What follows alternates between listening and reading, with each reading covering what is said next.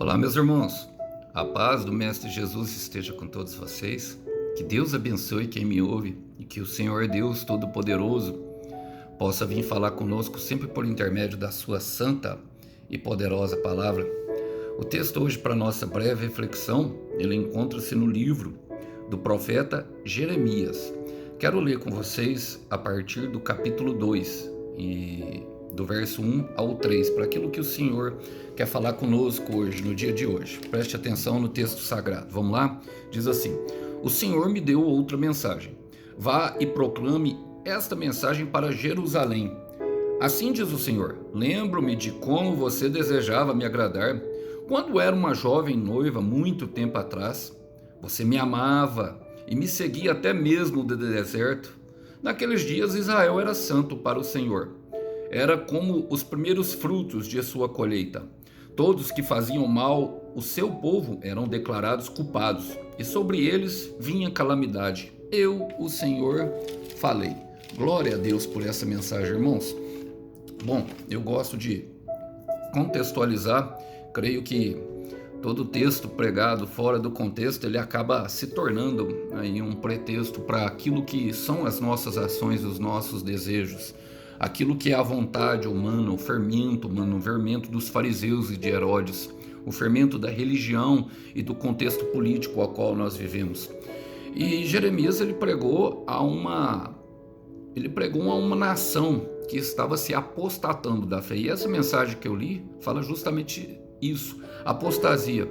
E o que é apostasia, irmão Alisson? É a renúncia daquilo que nós acreditamos. Nós primeiro acreditamos e depois deixamos de acreditar por algum motivo, por alguma circunstância, por qualquer coisa que nos seja submetida.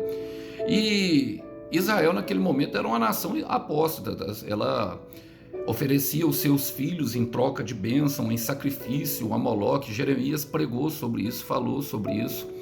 E ele trouxe a mensagem justamente de julgamento pelas ações, pela idolatria de Israel, uma nação que estava apostatando-se depois do Senhor ter colocado ela justamente na terra da promessa. E muitas vezes, irmãos, meu irmão, o Senhor não entrega a bênção para nós justamente nessa condição, porque Ele sabe que depois que entregar a bênção para nós vamos desviar o olhar dele. Então, tudo que nós passamos no deserto é justamente para nos preparar para que depois que nós venhamos a receber a bênção, nós continuemos a andar com o Senhor. Sim, sabe por quê? Depois que receber, precisaremos muito mais dele. E outra, a nossa caminhada não é para essa terra, a nossa caminhada é para um Jerusalém celestial, a um lugar onde não há mais morte, nem choro, nem sofrimento, nem pecado e nem ranger de dente. Vamos lá?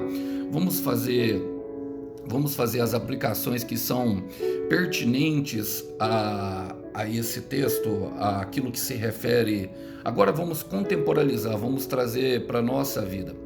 O Jeremias fala assim: O Senhor me deu outra mensagem, versículo 1 do capítulo 2. O Senhor me deu outra mensagem. Esse é exatamente o início do ministério de Jeremias. Ele primeiro foi chamado pelo Senhor, o Senhor tem um encontro com ele e fala que ele foi separado desde antes do ventre da mãe para as nações, e ele lhe deu como profeta. E uma das mensagens que o Senhor falou para ele que ele construiria, edificaria, mas que ele também derribaria e também traria uma certa destruição. E o Senhor, para construir algo, ele sempre destrói, ou seja, é necessário nós nos esvaziarmos de nós mesmos para receber aquilo que o Senhor tem para nós lá na frente. É a questão que está estampada quando João Batista fala: é necessário que eu diminua para que ele cresça.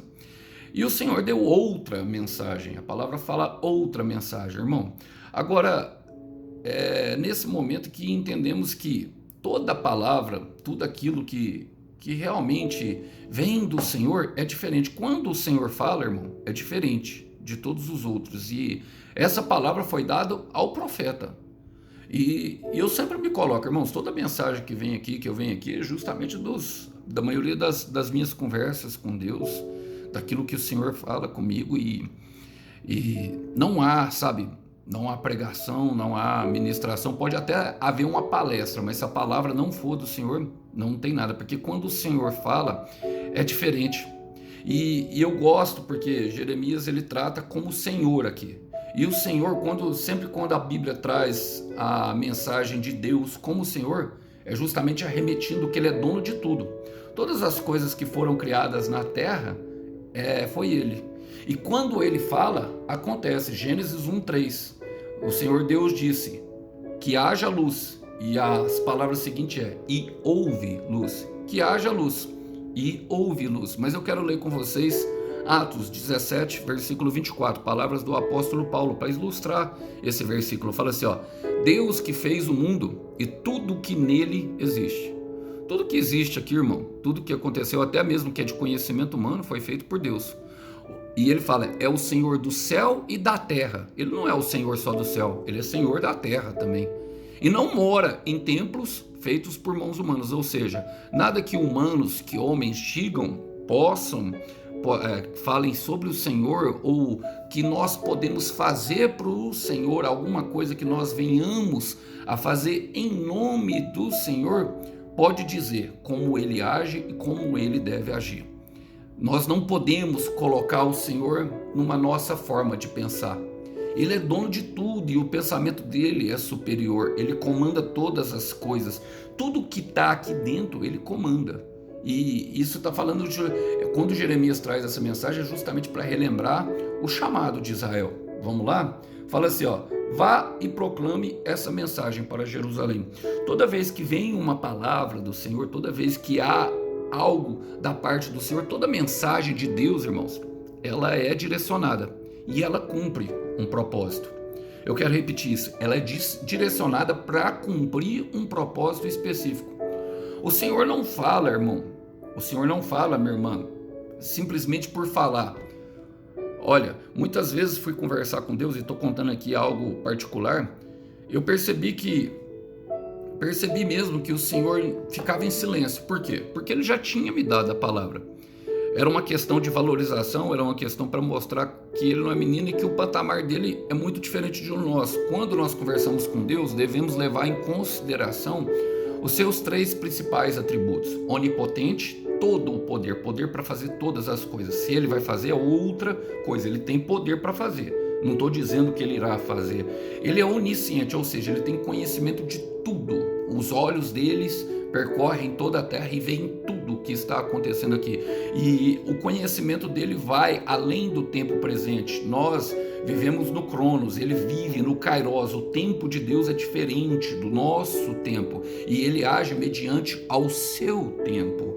Então, ele vê o passado, o presente e o futuro. Então, quando ele dá uma palavra, não é que não aconteceu, é que já aconteceu. Para ele já é uma realidade. Que haja luz e houve luz. Que haja luz e houve luz. Que haja luz, que houve luz e houve luz. E isso precisa levar em consideração para que nós tratemos Deus com seriedade. Onipotente, onipresente e onisciente, ou seja, conhece todas as coisas e sabe o melhor para nós, irmãos. Tem toda a sabedoria e é com ele que nós devemos pedir sabedoria e saber e entender. Então a mensagem de Deus ela vem direcionada com esse propósito, levando em consideração esses 3 atributos. Mediante a isso, quero ler com vocês um versículo que está em outro profeta que pregou para a nação também de Israel, justamente nesse cativeiro babilônico. O cativeiro babilônico ele está justamente ligado a um segundo deserto. E quero ler com vocês Isaías capítulo 55, versículo 10. A palavra do Senhor diz, Deus diz, a chuva e a neve caem do céu e não voltam até que tenham regado a terra, fazendo as plantas brotarem, crescerem e produzirem sementes para serem plantadas e darem o alimento para as pessoas. Assim também a ordem que eu dou, ou seja, a palavra, a ordem é a palavra que eu dou não volta sem ter feito o que eu quero. Ela cumpre tudo o que eu mando. Quero ler esse segundo versículo na Ferreira de Almeida, porque ele é mais conhecido assim. Assim será a palavra que sair da minha boca. Ela não voltará para mim vazia, antes fará o que me apraz e prosperará naquilo que eu me enviei. Irmãos, percebemos a sabedoria de Isaías e justamente o conhecimento que ele tem de Deus, de saber que toda a provisão, quando ele relaciona o versículo 11 com 10, de saber que tudo que acontece aqui na terra, primeiro aconteceu nos céus. Deus primeiro fez os céus e a terra. Céus e terra passarão, mas a minha palavra não passará. Então, o Senhor Jesus, quando ensina os discípulos, ele fala: seja feita no céu, seja feita na terra como é feito no céu. Ou seja, antes de ser feito na terra, já foi feito no céu. E essa compreensão nos dá uma dimensão de o patamar que Deus está trabalhando. Ele está falando de uma chuva que nasceu no céu para cair na terra e justamente cumprir o propósito, que era o quê? Dar o pão que alimenta o homem. E o pão sempre está relacionado à palavra. E assim será a palavra que sair da boca dele, irmão. Então, se você tem uma promessa, se você tem algo que o Senhor falou, respeite, não desvie o seu caminho. Isso pode causar um certo problema, irmão. Pode ser tratado como uma apostasia, negação da fé.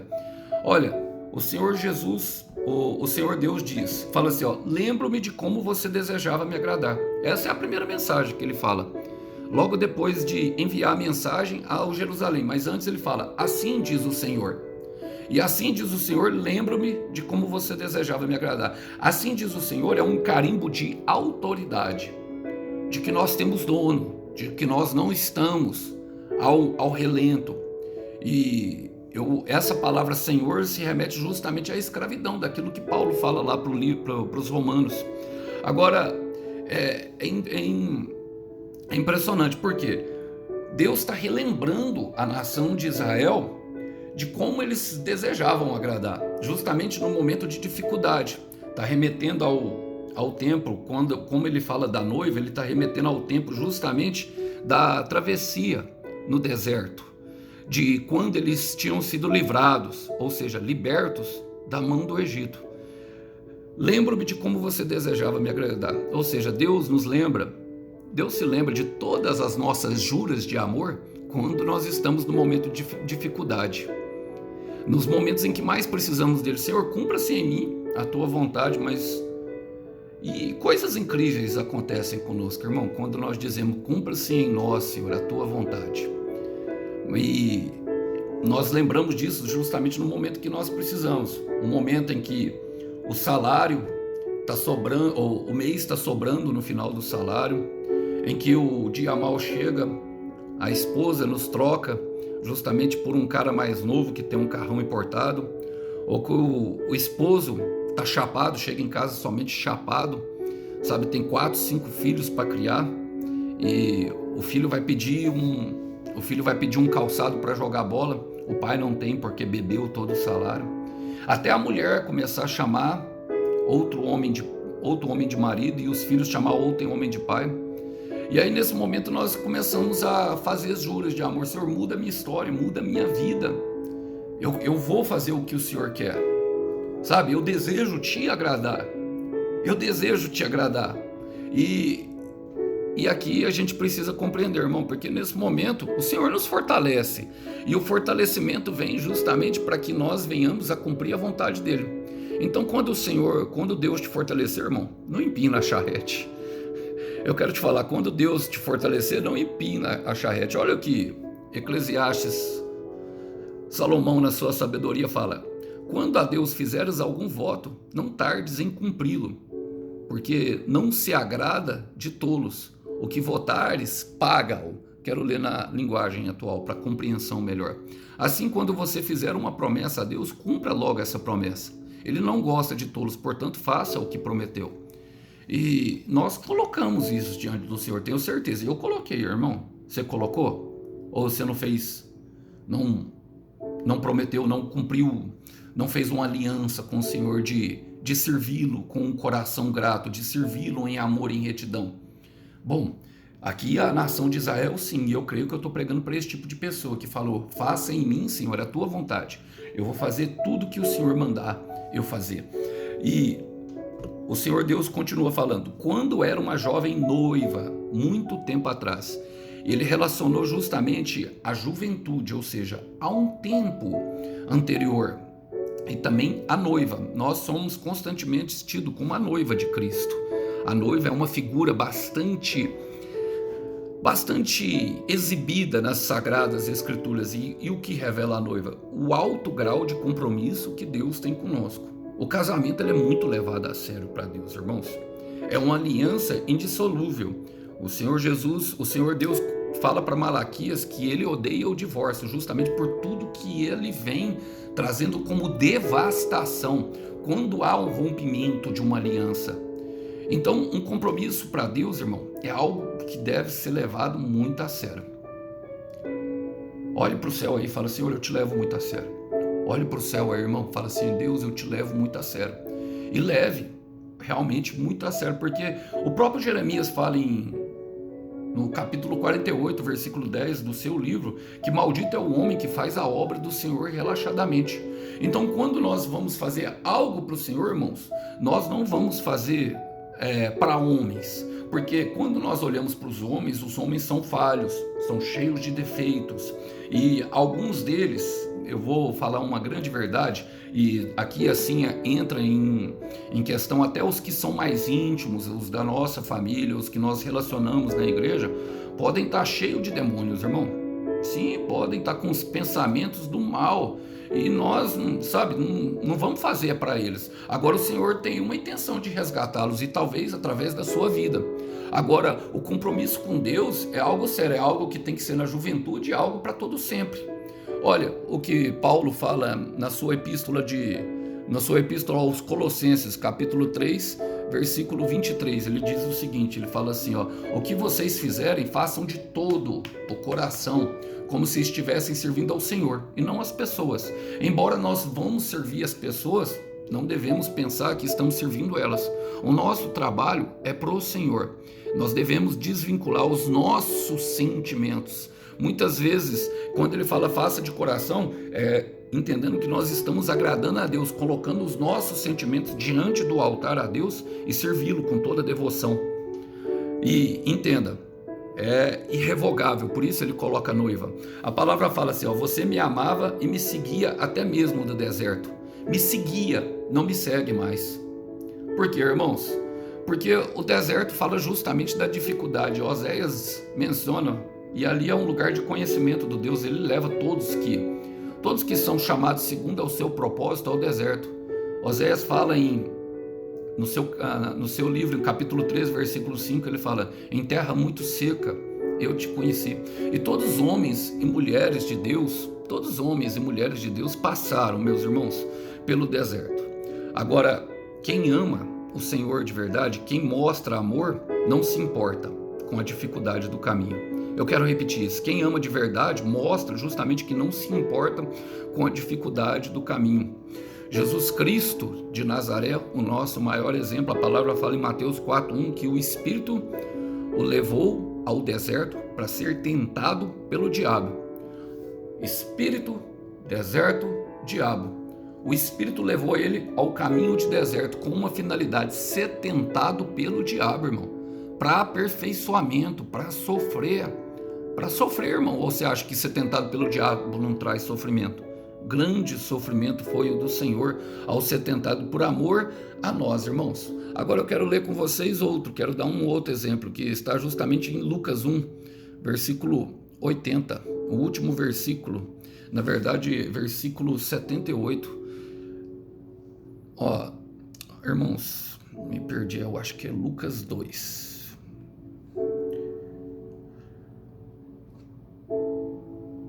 Não, me perdi, mas aqui me perdi, exatamente me perdi, mas fala que João Batista cresceu, eu não me lembro agora a referência, mas falou que João Batista cresceu justamente, ele crescia em sabedoria e em espírito, fortalecendo o seu espírito no deserto, até ser apresentado para o povo de Israel.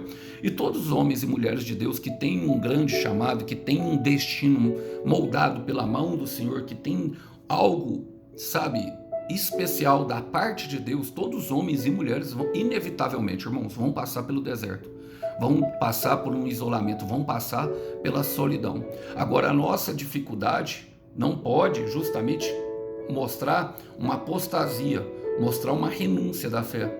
A hora que nós começamos a caminhar aonde o Senhor mandou nós caminharmos, nós temos que seguir firme. E aqui está a diferença do constante e do inconstante. Olha, e eu quero partir por final, porque ele fala no versículo 3, naqueles dias o Senhor, dias Israel era santo para o Senhor, irmão. Era santo, e o cristão, ele é chamado à santidade. E eu quero falar aqui, porque a santidade, ela é uma característica de Deus. Sim, nós somos santos porque Deus é santo, e não porque nós cumprimos um livrinho de regra. Não é porque nós frequentamos o culto, não é porque nós vamos no culto dia de sábado, na missa, dia de domingo. Não é porque nós frequentamos a lugares, até porque nós somos chamados para ser sal, irmão, e para ser luz. E a luz, ela só ilumina no meio das trevas. Teve um irmão aí que fez um comentário, irmão, que eu, pra te falar a verdade, um comentário tolo, falando que ia deixar de ver os meus vídeos porque eu jogo futebol. Eu prego a palavra enquanto eu caminho, aonde eu esteja, independente de eu esteja, porque o sal, para fazer a diferença, ele tem que estar num lugar sem sabor. E a luz, para iluminar, ela tem que estar num lugar de trevas, não é verdade? Eu creio que o irmão, ele ainda está em aperfeiçoamento, e Deus vai dar entendimento para ele sobre essas coisas. Estou orando por você, viu, meu irmão? Deus te abençoe aí a sua caminhada muito mesmo. Agora, sabe, que nós precisamos entender realmente que não há cristão sem separação, mas a separação, a santidade, ela é algo que vem na mente, até porque o nosso corpo é corrompido e nós sempre vamos ser pecadores. Essas pessoas que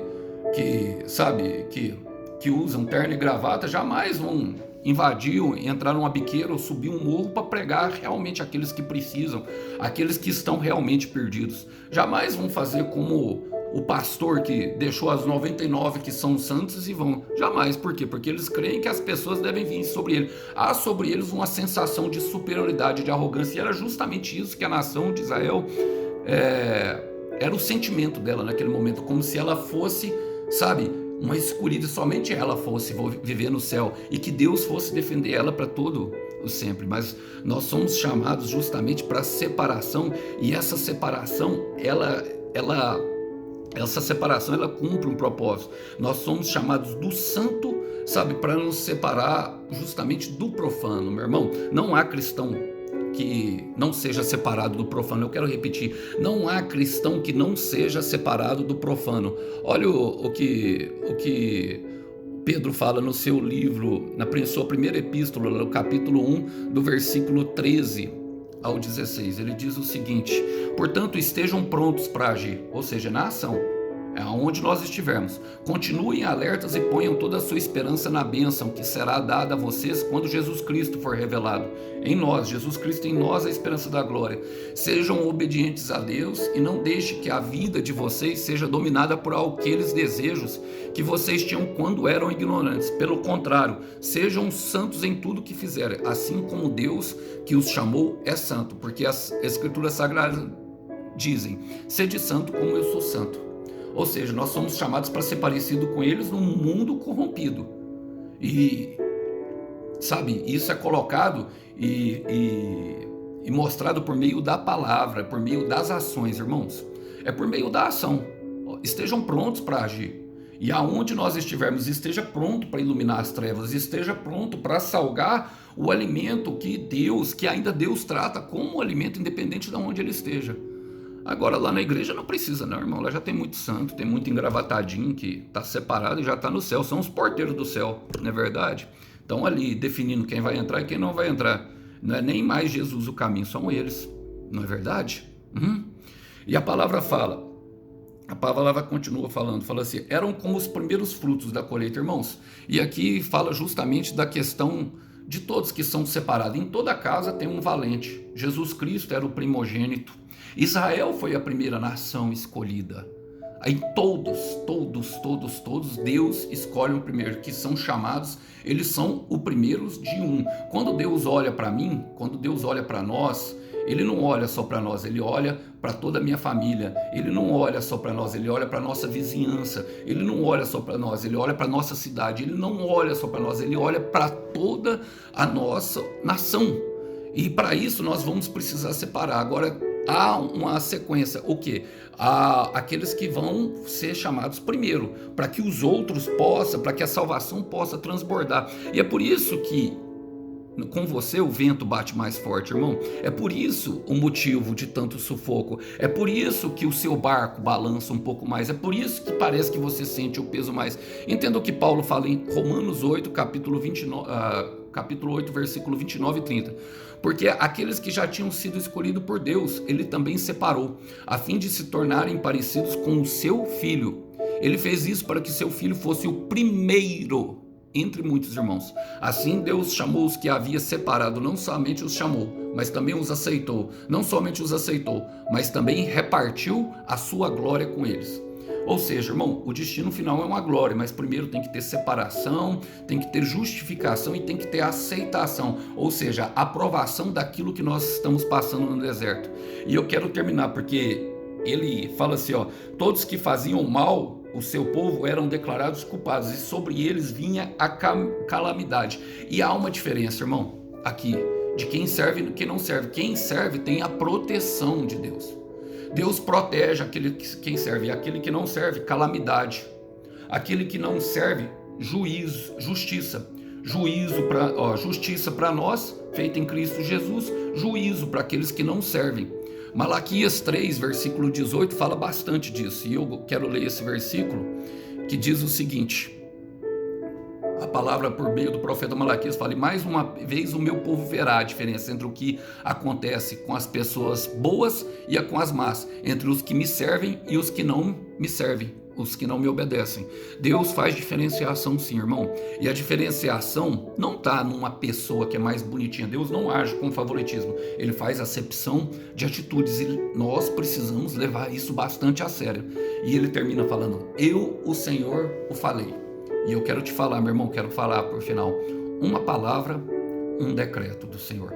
Uma palavra já foi decretado no céu. Assim, o que o céu começa, o céu termina. Assim como o céu determinou, assim será. Tudo que foi declarado se cumprirá. João 14, versículo 21, o Senhor Jesus diz, se me amas, guardareis os meus mandamentos. Então guarde com muito amor e percorra o caminho que de antemão ele lhe preparou, sem olhar para a direita e sem olhar para a esquerda, e saiba que terá uma recompensa lindíssima que alegrará o teu coração no final. Que os irmãos possam ficar com essa breve mensagem. A paz do Senhor Jesus esteja com todos. Até uma próxima. Tchau, tchau.